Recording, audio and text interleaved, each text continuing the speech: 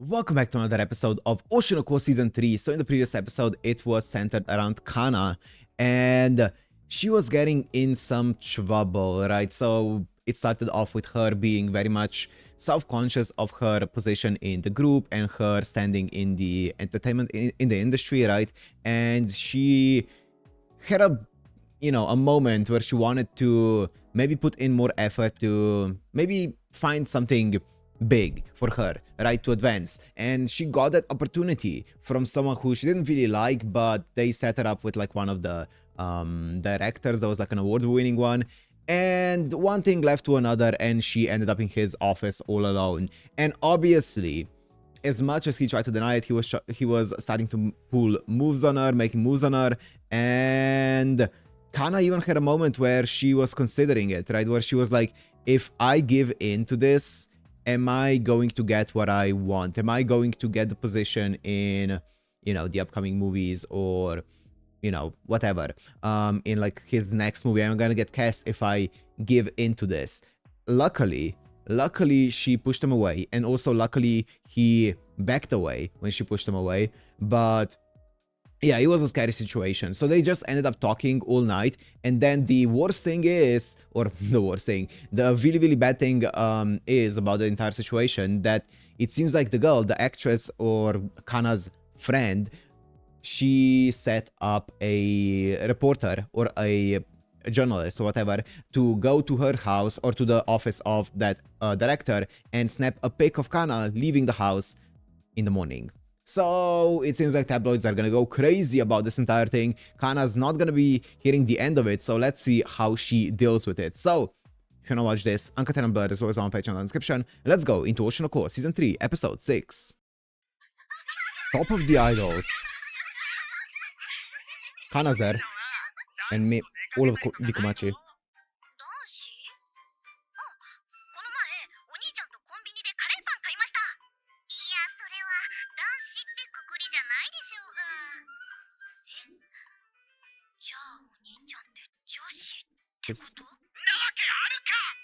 ウェティ、ウェティ、good one。Ah, yeah, probably better.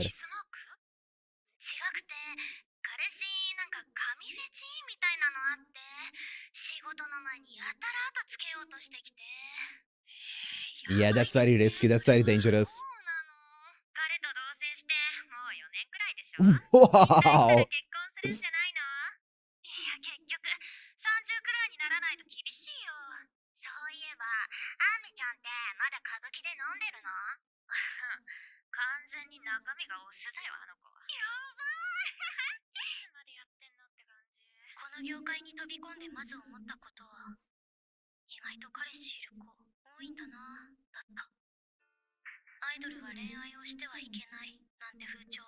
In the minds of the consumer, yep.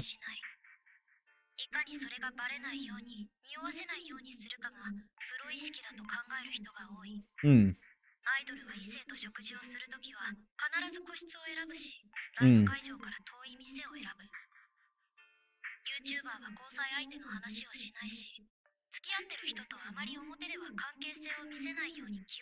Mm.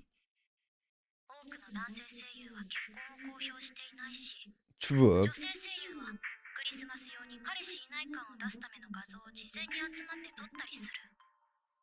That's smart, actually.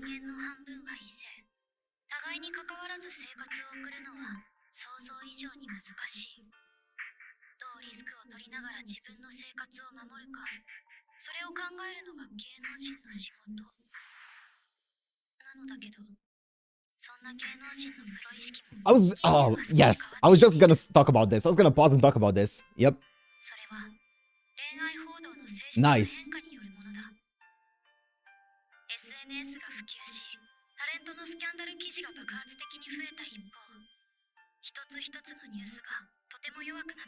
Yep.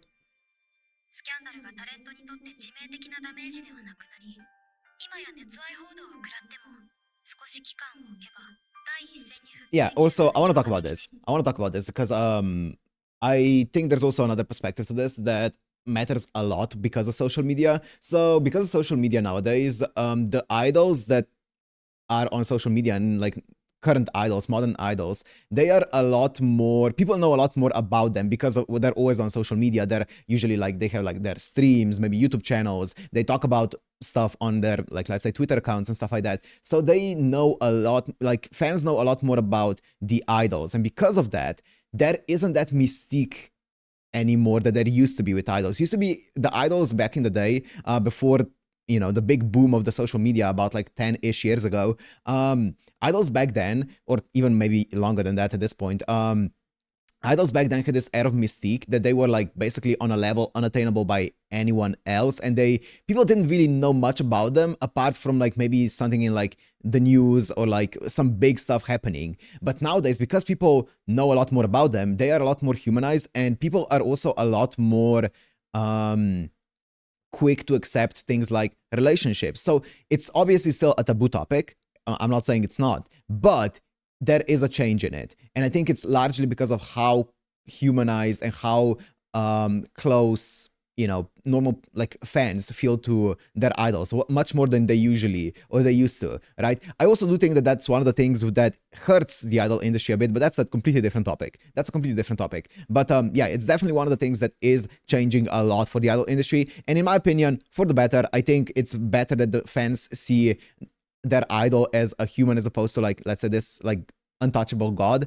I think it's a better thing, even if it does have its downsides as well.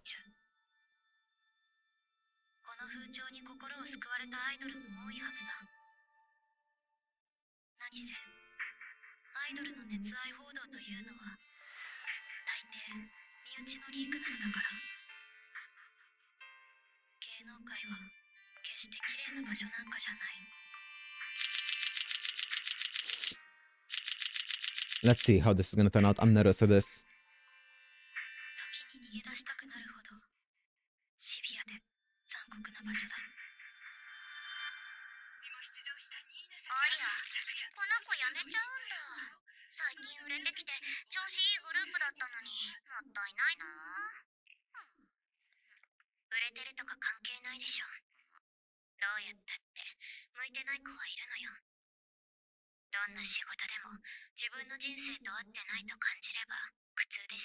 Yeah.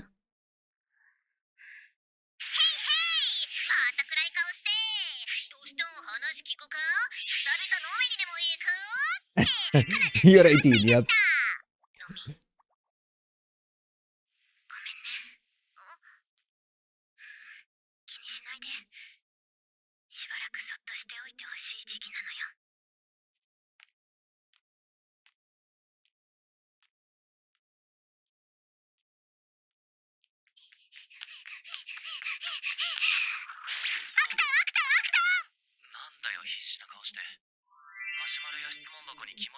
What? Marshmallow. Wow. It's been a while since I heard about that.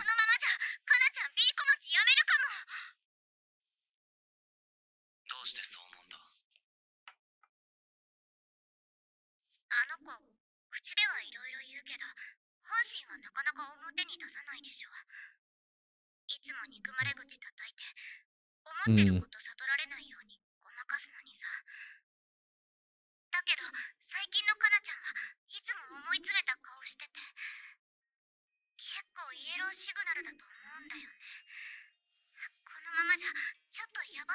I do want to see Aqua actually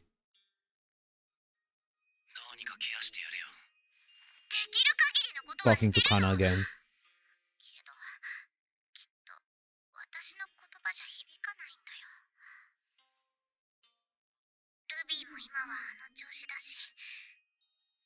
Yeah, Ruby's locked in. She's on that grind. 有馬のことで俺に頼るな。前も話しただろ。半端な真似はしない。無責任なことはしない。それに俺にそんな資格は。言ってることはわかる。It feels bad though. 思わせぶりな態度とって。これ以上、かなちゃんを傷つけたくないんでしょ。でもさ、でも、かなちゃんは、きっと、アクタンのためにアイドルをやってる。 Yep, 君が that's 望ん true. だから、この道を信じたんだよ。君が望んだから、アイドルになった。君が、彼女 Yep, so take some responsibility. Yep. 少しでいいから、向き合ってあげてよ。True. I also think you can definitely hurt someone a lot more by keeping your distance as opposed to actually saying, like, you know, talking to them and maybe telling them the hard truth that maybe you're not. Well, we know that that's not his truth, but still, I was gonna say that you're not interested in them, but we know that that's not the thing with Aqua. But I do think that him keeping his distance is definitely hurting her more than anything else that he could have done, right? And I think he probably partially realizes that, but also yeah, we know that he has a lot on his plate as well. I miss those moments back in season 1. Oh, and then this in, what, 2 episodes ago?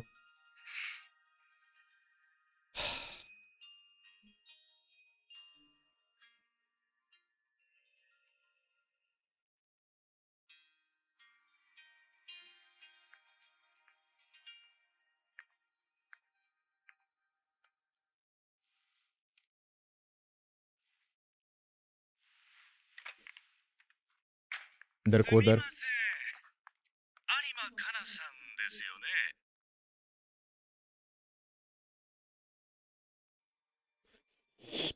Okay, let me read that. My apologies for contacting you out of the blue. I'm Itano, part of the editorial team for Hodensha's True Showbiz Weekly. We plan to publish a story on your talent, Kana Arima, in our next issue.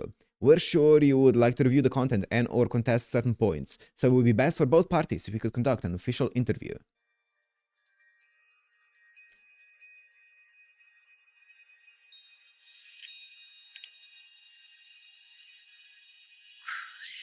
Yep, it's the image, right? ちょっとまずいことになったわね。すみません。有馬かなさんですよね。私、週刊芸能実話の記者なのですが、島正則監督とのご関係についてお伺いできればと。週刊誌の記者なんで。もしかして、Yep. 先日お二人は連れ添ってマンションに入っていか You don't have to answer anything right now. Wait for an official interview. その話をっていたようですが、島監督は既婚者ですが、一晩二人きりで何をされているの？ You don't have to answer it. You don't have to answer it right now. あなたですよね。非常に親密な様子に見えるのですが、黙ってないで何か。 That's fine. That's fine. That's fine. Wait for an... No.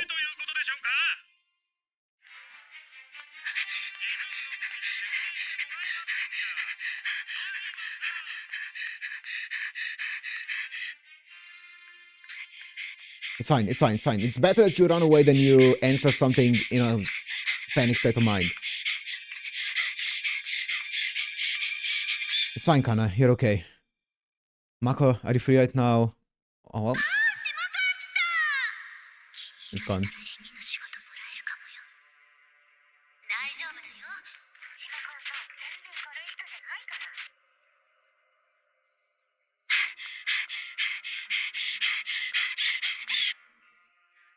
Oh, I'm nervous, man. I'm so nervous.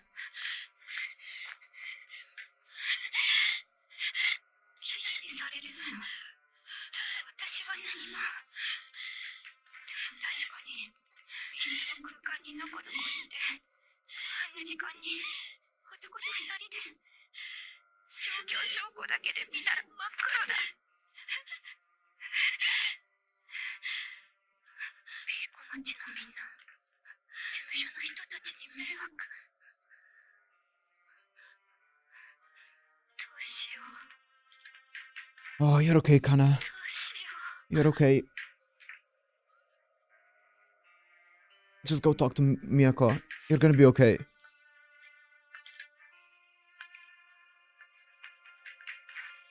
No, don't leave it behind. You. No! 連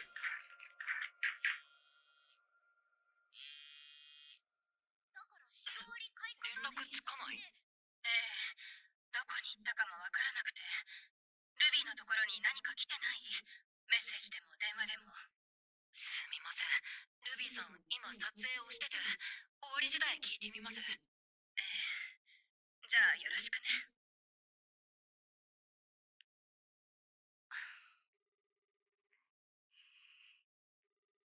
ダメだ。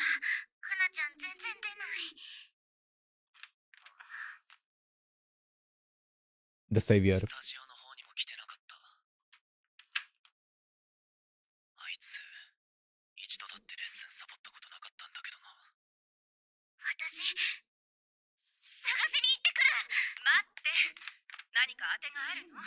闇雲に探したって見つからないわよ。わかってる。でも、じっとしてられない。 This reminded me way too much of episode 6 of season 1. I'm not liking that. 有馬さんの耳にもう話が入ってるのかもね。まったく。本人から詳しい話を聞かないことには対策の立てようもないっていうのに。今日はもう戻ってこないかもね。来るだろ。分かってないわね。あなたは例外かもしれないけど、18歳やそこらの子供ってね、普通そんなに強くないのよ。出版社もファンも私たちも、幼くて脆い子供たちを食い物にして、責任と重圧を押し付けすぎている。 True. 子供たちの心と人生を壊しながら、この世界は回っているの。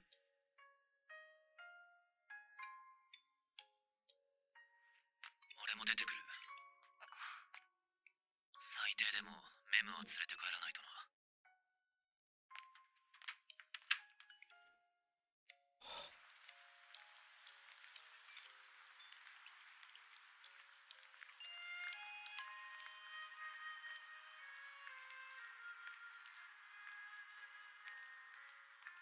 アイドルが男を好きになるとか、プロ意識なさすぎるだろ。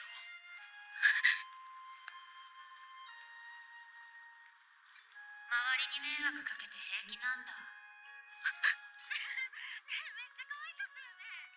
イメージぶち壊し。どうしても汚いって思っちゃうな。信じてたのに。今まで買い支えてた分のお金返して。Hmm.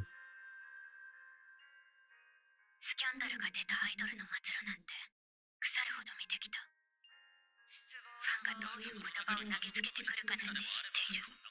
俺が全部やおったたそつします。キモいマジ無理。売春詐欺師風俗嬢。早くやめろ。視界に入れたくない。今頃男によしよしされてるよ。アイドルなら最後まで取らねえでほしかった。いや、卒業お前らしてがからなら信じて出した金で男に迷惑かけてました。ない子だと思ってたから押したらシンプル。人生に問題がある。 Don't do this. 所詮アイドルのこと、業界にしがみつく手段としか見てなかったんでしょ。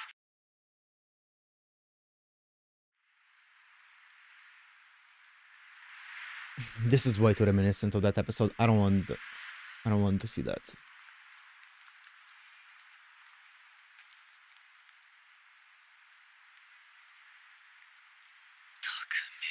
Oh, it was Mem.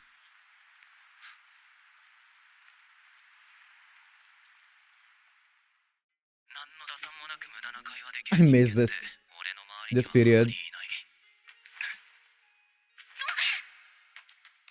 その点、有馬なら気を使わなくていいし。いやこら。でもまあ、そういう相手に Oh, everything felt so much better back then. So much easier. Look at the mess we found ourselves in right now.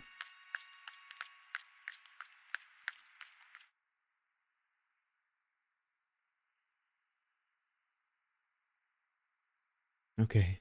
She's fine. She's okay.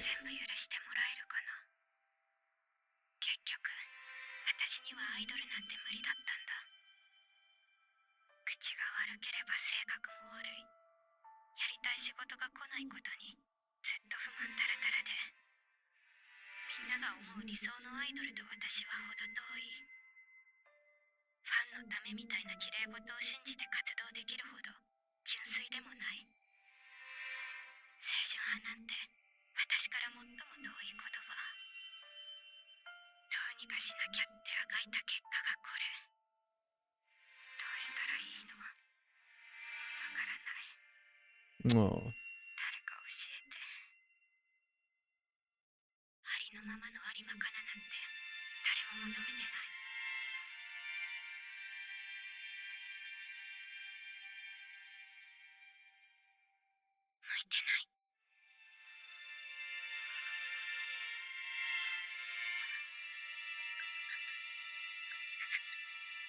Mm.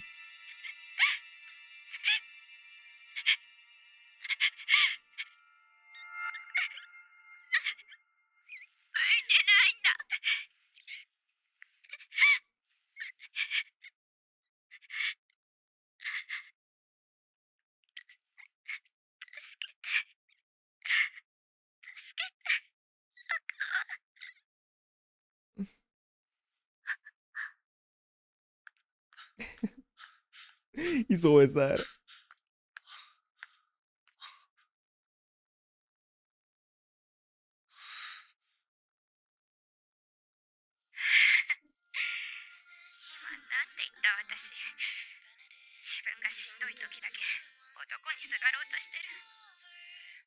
Oh.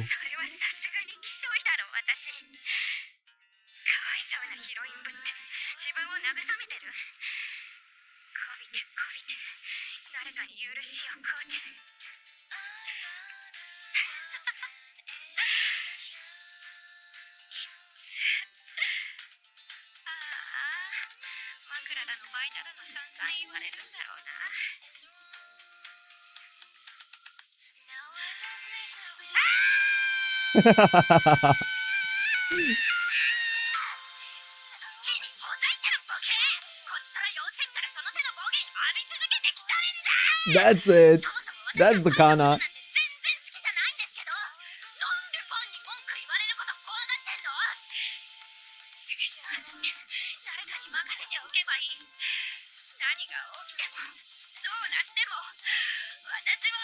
That's it.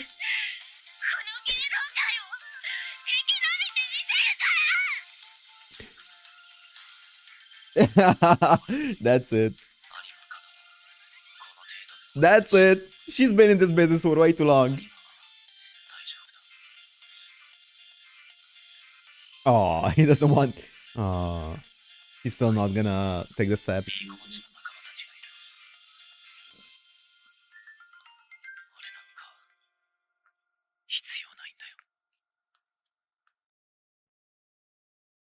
She doesn't need you, but she would love to have you around, I'm sure. Akane?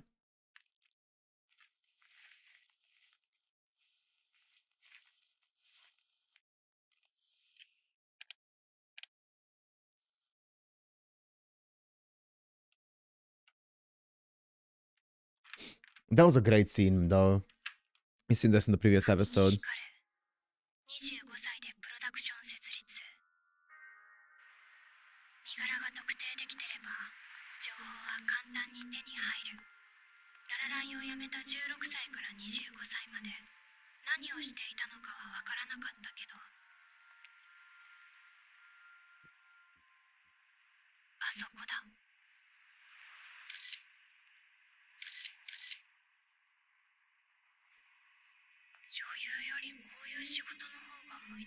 I think so, yeah. I think so.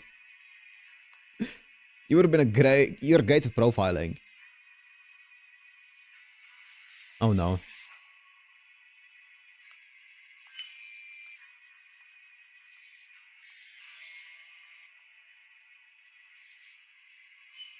Idols in a relationship. That ending was extremely ominous. What an episode. What an episode. So there's a few things that I want to talk about here, but this was... Oh, I love this resolution to Kana's arc. It wasn't someone else who resolved her feelings for her. It wasn't, you know, her relying on anyone else. She is an incredibly strong character. She's always been an incredibly strong character, and she was able to not necessarily resolve the situation, that's still up in the air, but she was able to resolve her own feelings, solve her own feelings out, and kind of like move on or move to the next step, which is going to be obviously, you know, how to handle this situation. I love Kana so much. She's such a cool character, such a cool character. But yeah, I feel like that feeling that she had there at the very end, you know, of how she was like feeling, what am I gonna do now? The anxiety of, oh, everything that I did is gonna, everything that I've done up until this point is gonna come crumbling down. Everyone's gonna hate me. All of those things. That feeling is, I've talked to a few people who work like creative jobs, right? Creative jobs, whether that's YouTube or any kind of like entertainment industry job. And also I've seen people talk about their experiences in it. And I feel like this is a very, and even from my personal experience on a way smaller scale, it's a very normal feeling that you feel in this kind of thing where you get immediate feedback from people, whether that's like posting YouTube videos where I get some comments back on it, or whether that's on a bigger scale, like let's say Kana. It is one of the most normal things of like, there's like a cosine curve, you know, that you have where it's like, I'm doing this for myself and I love doing this, I'm gonna keep doing this, and then it's like, oh, I'm not built for this, I can't do this, people don't like this, why am I even doing this? And then you're like, but I enjoy doing this, so I'm gonna keep doing this, and then you're like, but people don't enjoy it, but I enjoy it. And it's kind of like a cosine curve where it's like always just changing how you feel about it. And this is just the journey of this kind of job that has immediate feedback to it, right? So I know, or I can kind of like guess how she feels. It's really, really interesting, right? At the end of the day, I feel like, at least to me, it was always like, if I enjoy it, I'm doing this because I enjoy it. Hey, if people enjoy it, great. If they don't, sucks to them, I guess, but I'm not gonna worry too much about it, right? So, and yeah, that's how kind of like worded it as well. I like doing this, I'm gonna do this. You know, no one else can do this but me. So I love that. I love that, Kana. I love the confidence that Kana can have at points, you know. But yeah. Anyways, apart from that entire thing, we also saw some ominous stuff there at the very end with Akane and stuff and the hooded figure. So that's gonna be interesting, but I do wonder what they're gonna do with the entire, how they're gonna resolve the Kana situation, right? Because I feel like Miyako is gonna have to get a good PR person in there to resolve this, right? They're gonna have to have a good PR person, because at the end of the day, nothing happened, but also it's not about what happened, what didn't happen. It's about how it, like what it seems like, right? So how do you tell to the audience that nothing happened, right? And they believe you, because right now, from basically only the pictures, it definitely seems like things happened there. You're gonna have to convince them otherwise, and just telling them that you talked all night at his office, I don't know, that's gonna be enough. I don't think that's people are gonna be satisfied with that, you know. So we're gonna see. But really cool as always. Dude, I got so hyped up when Ruby was talking about the entire situation with idols and relationships, and she was like, you know, it's the biggest taboo. You're gonna get insta cancelled. And then I was thinking, I don't think it's like that, as it's not to that degree or that severe anymore. And then she legit switched up in that moment, how she was like, you know, it's been changing. And yes, she's so right. It has been changing. It's still taboo, but it's nowhere to the same degree as it was, you know, 10, 15, 20 years ago. So I'm really glad that she actually pointed that out as well. Aka Akasaka is really on top of like all the trends and stuff like that, and I really love seeing those being incorporated into this, right? It feels very up to date and very modern with all of the facts and stuff. So that's awesome to see. Really, really cool to see. Anyways, that's gonna be all from me. Hope you guys enjoyed. If you did, make sure to like, comment, subscribe, and I'll see you in the next one. Peace.